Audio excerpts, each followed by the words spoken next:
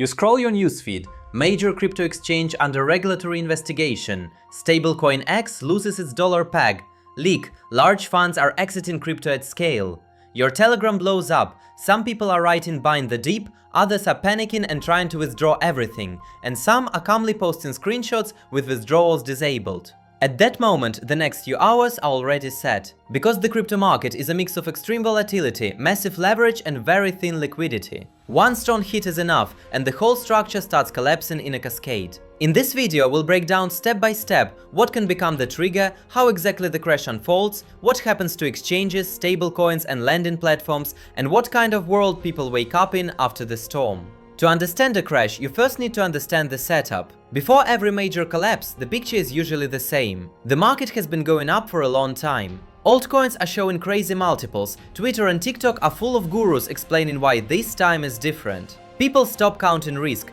they go into margin trading, take loans against their crypto, buy coins they had never even heard of a month ago. Key elements of this system: leverage and derivatives.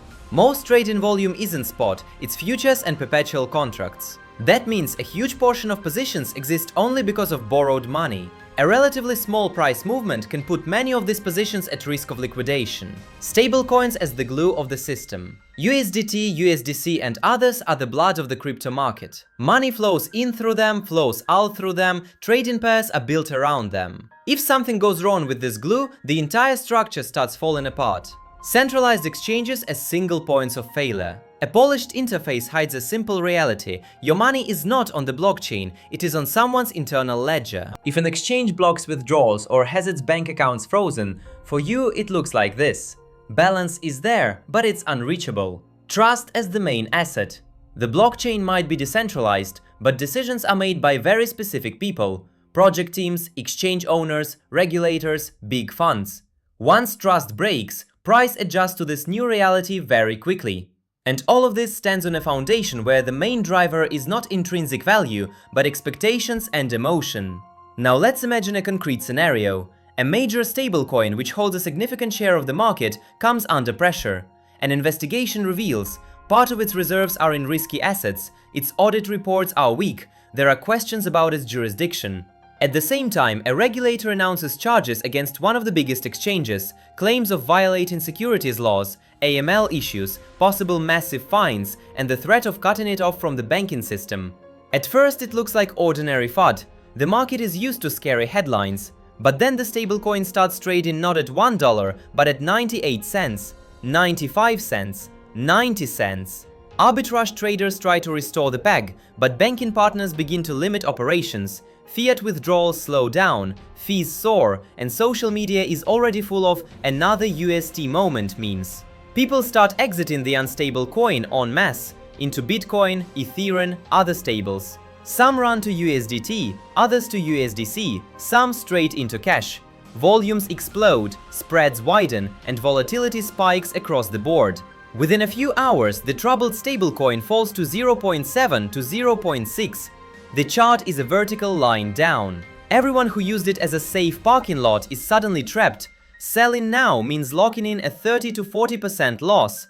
Waiting is terrifying, because recent history is full of examples where stablecoins never came back to $1. On DeFi platforms, things are even worse. Liquidity pools are getting skewed, automated pricing algorithms start absorbing the toxic stablecoin, leaving more and more of a worthless asset in the pool and less of healthy tokens. Meanwhile, centralized exchanges face another crisis. A massive wave of withdrawal requests, systems under heavy load, rumors of possible account freezes. The classic phrase, withdrawals temporarily suspended, is gasoline on the fire of panic. But the real crash doesn't start there, it starts where the leverage lives. When the peg breaks and volatility spikes, all the liquidation mechanisms start triggering. DeFi loans collateralized by crypto, margin positions on exchanges, high leverage futures. People who pledge their coins as collateral receive notifications: your position is at risk. Some don't have liquid capital to top up their margin, some already have withdrawals blocked. Smart contracts don't wait, they just sell the collateral at market in order to repay the debt. Every such forced sale pushes the price even lower, sending the next wave of positions into the danger zone. The liquidation cascade is now in full motion. Price drops, leveraged positions get liquidated, more market sell orders. Price drops further, new batch of liquidations. Bitcoin can go from, say, 60k to 35 to 30k in just a few hours. Altcoins fall even deeper.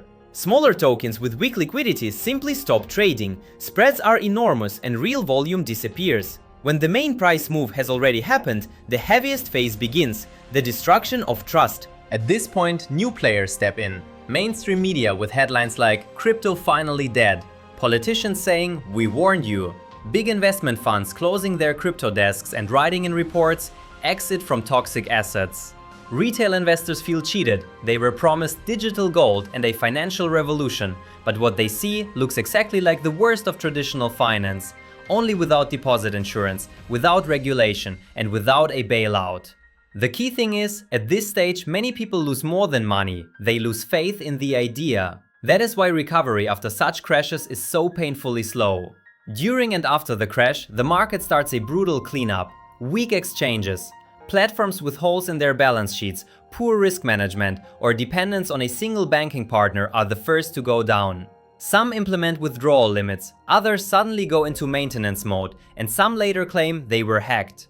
Pseudo-DeFi projects, protocols offering unrealistically high yields that only worked as long as new users kept pouring in, collapse en masse. Their tokens go to zero, websites stop loading, teams disappear from social media. Infrastructure services, crypto cards, payment providers, small custodial wallets either temporarily freeze operations or shut down for good, leaving behind only a formal email about force majeure. At the same time, regulators tighten the screws, new reporting requirements, advertising restrictions, bans on certain products for retail users.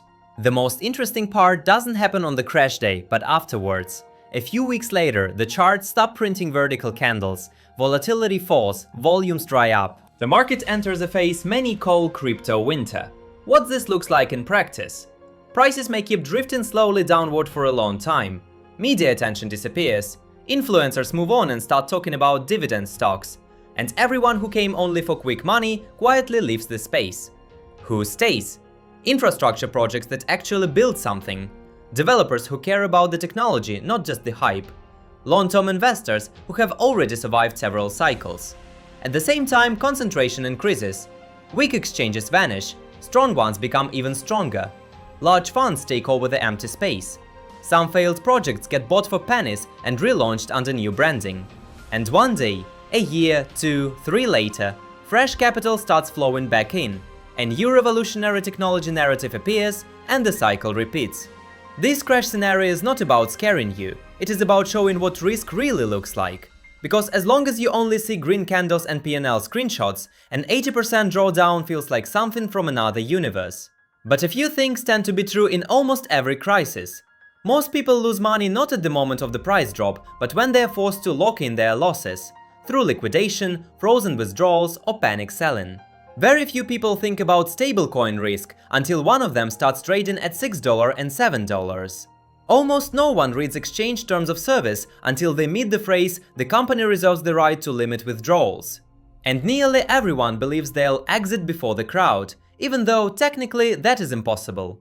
A major crypto crash is not a question of if, but when and in what form.